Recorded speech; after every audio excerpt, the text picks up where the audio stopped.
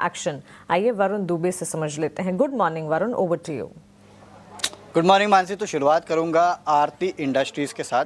UBS की report है और डबल अपग्रेड आया है। सेल से अब सीधे बाय का कॉल है। प्राइस टारगेट में हल्की बढ़ोतरी की है, 615 से बढ़ा के 625 का किया है। इनका कहना है कि अगस्त में जब इस कंपनी ने अपना पीक बनाया था तब से अगर आप देखेंगे तो अब तक स्टॉक में 35% के आसपास की गिरावट देखने मिल चुकी है और अब खरीदारी के इस कंपनी में काफ़ी अच्छे मौके हैं।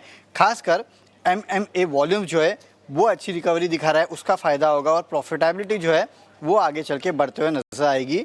डिमांड जो है वो काफ़ी अच्छे रहने वाली है, तो इसके लिए वैल्यूएशन भी अट्रैक्टिव है और आगे के फंडामेंटल्स भी अच्छे हैं। इसके लिए डबल अपग्रेड आया है। सेल से सीधा बाय का कॉल, प्राइस टारगेट 615 से बढ़ा के 625 का किया है। अब बात करते हैं भारत डायनामिक्स की। नतीजों के बाद नुआमा की रिपोर्ट आई है। खरीदारी की सलाह है। प्राइस टारगेट 1650 से बढ़ा के 2250 के किए हैं। इनका कहना है कि अच्छे खासे नतीजे, खासकर टॉप लाइन अगर आप देखेंगे तो काफ़ी बेहतर कंपनी की देखने मिली है और आने वाले साल में कंपनी काफ़ी स्ट्रॉन्ग फुटनोट पे जा रही है। ऑर्डर इनफ्लो जो है वो काफ़ी अच्छे, ऑर्डर बैकलॉग जो है करीब 228 बिलियन रुपीज़ के आसपास का है, जो कि आगे के 3 से 4 साल की विजिबिलिटी जो है वो देता है। FY25 से 27 तक 60% CAGR रेवेन्यू से ये कंपनी जो है वो ग्रो कर सकती है और इन्होंने अपने एस्टिमेट्स में 6% के आसपास की बढ़ोतरी की है FY27 के लिए। अब बात करते हैं LIC की। तो एंटिक ने खरीदारी की सलाह दी है। नतीजों के बाद प्राइस टारगेट 940 से बढ़ा के अभी 990 का कर रहे हैं।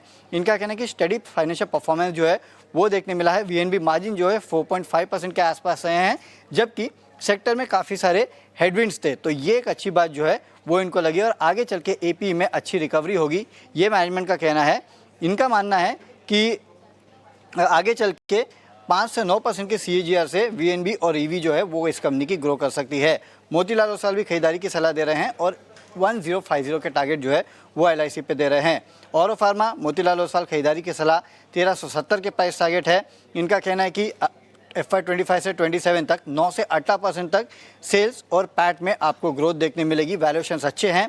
वहीं नुआमा खरीदारी की सलाह दे रहा है, लेकिन प्राइस टारगेट में हल्की कटौती की है। 1677 से काट के 1485 का इन्होंने कर दिया है और आगे चल के EPS जो है उसको भी इन्होंने काटा है।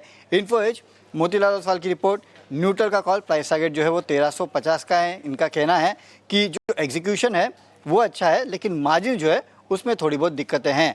वही नुआमा खरीदारी की सलाह दे रहा है। प्राइस टारगेट 1820 से काट के यहाँ पे 1700 रुपये का दे रहा है। मिंडा कॉप, नुआमा की रिपोर्ट है। प्राइस टारगेट में हल्की कटौती की है, 650 से काट के 630 का किया है। इनका कहना है कि नतीजे अच्छे हैं, लेकिन आउटलुक जो है वो थोड़ा बहुत ढीला है इस कंपनी का। इसके लिए अपने EPS एस्टिमेट जो है वो भी इन्होंने काटे हैं। और आखिरी में शिल्पा मेडिकेयर, एंटी का नोट है। खरीदारी की सलाह है, लेकिन इन्होंने प्राइस टारगेट काटे हैं, अच्छे खासे काटे हैं। 1525 से काट के 1090 का कर दिया है। बहुत शुक्रिया ये सारी की सारी ब्रोकरेज रिपोर्ट्स हमारे सामने रखने के लिए। इसमें कई सेक्टर्स हैं, फार्मा सेक्टर है, ऑटो कंपोनेंट स्पेस से जुड़ी कंपनियां हैं और साथ ही अगर आप देखेंगे इन्फो एज जैसे काउंटर्स भी हैं। ऑफ कोर्स न्यूज़ फ्लोज और रिजल्ट बैक्ड एक्शन है जो कि ब्रोकरेजेस के रेडार पर भी आ रहा है और इसी की तर्ज पर मिंडा कॉर्प को एक बार पुल अप करना चाहेंगे।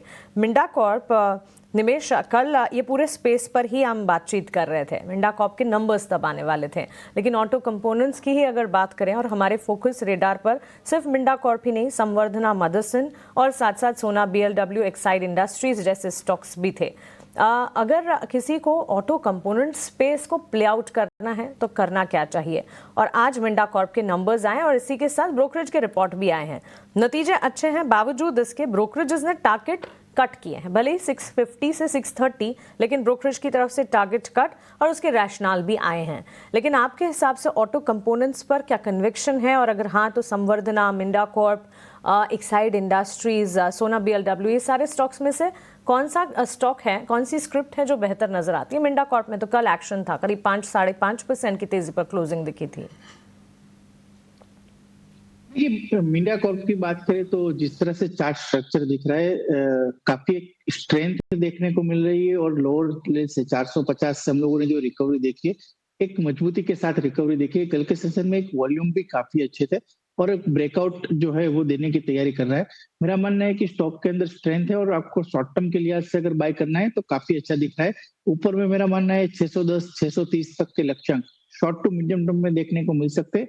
रिजल्ट्स भी काफी अच्छे हैं, सपोर्टिव है, तो मिंडा कोप में ही मेरी पसंदगी रहेगी और मैं मिंडा कोप के अंदर ही बाय रिकमेंड करूंगा।